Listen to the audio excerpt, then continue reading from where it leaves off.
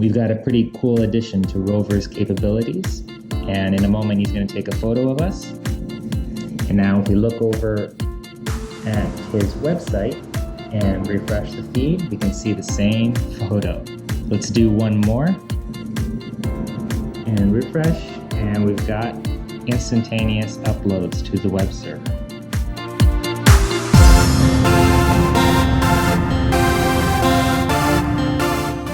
So as you know, one of the capabilities that I've always wanted ROVer to have is to be able to act as a kind of security watchdog. So be able to roam around, take photos, and for those photos to be uploaded instantly or as instantly as possible to the web.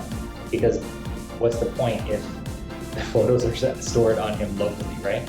That is kind of one way of looking at these capabilities. But more importantly, ROVer, by his very name, is to be remotely operated. And one of the core prerequisites of us being able to control and command ROVer remotely is to be able to understand his environment, where he is. Be able to understand that, whether it's using his servos and sensors. There's nothing better, as they say, than a photo, right? It speaks 1,000 words.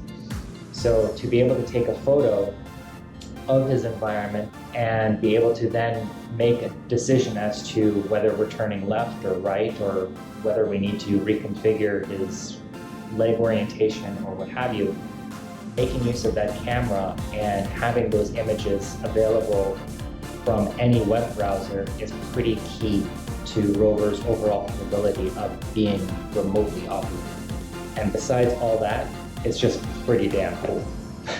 Moving back over to the command center, I wanted to show you guys some of the updates that I've been working on with ROVer in regards to actually getting all that kind of remote vision, remote control, remote access of ROVer's environment through to the command center, which of course is. So the reason why it's important for us to have control over what the data usage is on ROVer's Android tablet brain is for when he goes roaming. I'm quite excited, and I'm anticipating a field trip for ROVer coming up soon. So I look forward to sharing that with you guys. But when he is outside his local Wi-Fi network here at home, he's going to be running off of my mobile data, my cell phone. And as you know, ROVer relies on the web server to receive commands and report back on his sensor information and what he's seeing. And now, of course, the camera feed. As important as the camera feed is to ROVer's reporting back on his environment, in most cases, definitely for the foreseeable future, it's not required that feed be live, because obviously I'm going to be standing right next to him, observing his environment personally. So for those situations, I want to turn off the server upload of that camera feed and simply save those images locally to the Android tablet, where we can retrieve them later. And in the meantime, preserve my mobile data.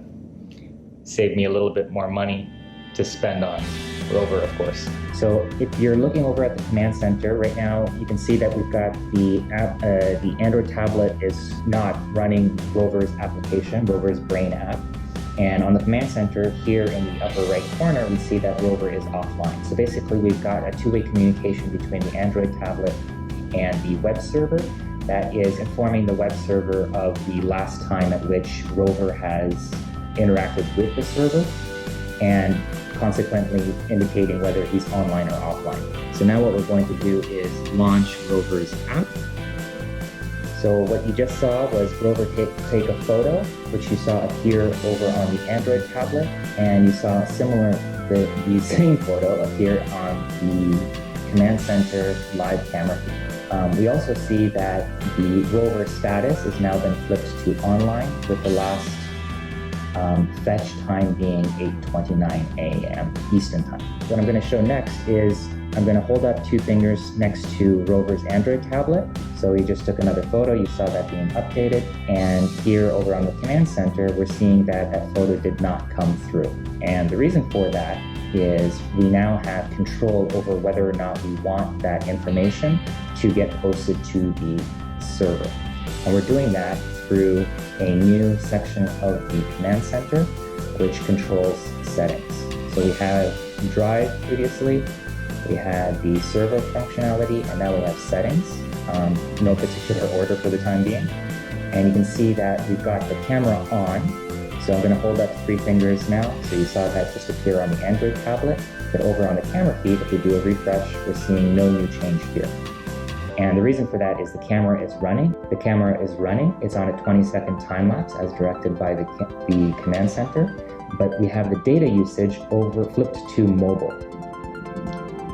So there we have the thumbs up picture. And we do another refresh on the command center, and we'll see that nothing is happening there. So what we're going to do now is we're going to change the settings. We're going to leave the camera on, but we're going to change it to Wi-Fi. We're going to post that to the server. And now we just saw another photo being taken, but if we do a refresh on the server, now we're seeing that feed come through. All of this really has to do with augmenting the capabilities of the command center to control ROVer. Maybe control is the wrong word. ROVer is meant to be autonomous or semi-autonomous. That being said, we want the command center to be as rich in terms of its functionality and its capabilities to support our ability to direct ROVer in whichever environment he may be interacting, whether it's inside my place here or whether that's interacting outdoors. And most important of all, it's about creating an infrastructure that would allow other operators, not just me, to command ROVer. And that's what I want to talk about next. Here we are back on the command center.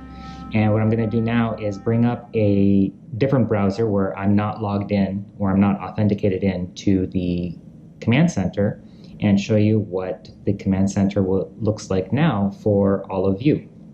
So this is the update that is now live on ROVer's website, and you'll see that it's a little bit different. And what this has to do is it's an invitation to all of you, those of you who've been following ROVer's journey, to come and join ROVer's operator team.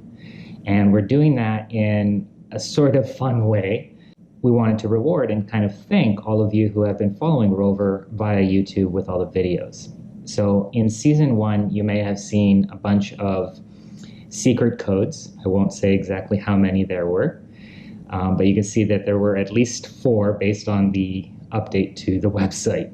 And all you have to do is punch in the secret codes in the order in which you found them in season 1 and submit that, and you'll get your invitation to become an operator for ROVer. So I don't know yet exactly how that's going to come together ultimately from a practical standpoint, but it's always been one of my ambitions to encourage other people who are interested in robotics to kind of come together on a project, on various projects, to help one another and to learn from one another. So I'm hoping that ROVer can be a basis for that sort of collaboration. What you're looking at here is ROVer's Android tablet app. It's a custom application that we've been building that has, as you can see here, the camera activity, his minion face, the GPS tracker, the ability to post values to the server, the camera service, the speech activity. All of this, of course, is still a work in progress, but it's very much built out and fairly robust in terms of its functionality, even though the actual application itself from a visual aesthetic standpoint is very, very rough. But it's all about the functionality, of course. And similarly, with all the stuff that we've been doing on the Arduino boards. So there's lots and lots of code, lots of testing, lots of stuff that works, and lots of troubleshooting that's helped us to get there. So I want to make all of this stuff available to anyone who's interested and anyone who wants to work on something, whether that's similar to ROVer or something completely different that leverages some of what we've done with ROVer. So those of you who want to join the operator community are welcome to any of this stuff. I'm not going to be publishing the Android app to the Google Play Store or anything like that, but I'm certainly happy to package up a kind of a zip file or whatever and have you guys play with the code yourselves. Maybe down the road we'll do something a little bit more formal, but for now, yeah, basically whoever wants it is welcome to it. And hopefully ROVer and I will benefit from that collaboration as well. Fingers crossed. Lots of stuff about which to be excited. The future is bright for ROVer, myself, and hopefully all of you. Please give us a thumbs up, subscribe to stay tuned, get notified about all the exciting stuff coming up, and use the comments down below over on YouTube or over on ROVer's site with any questions, suggestions, feedback that you might have, and we'll see you next time. Cheers.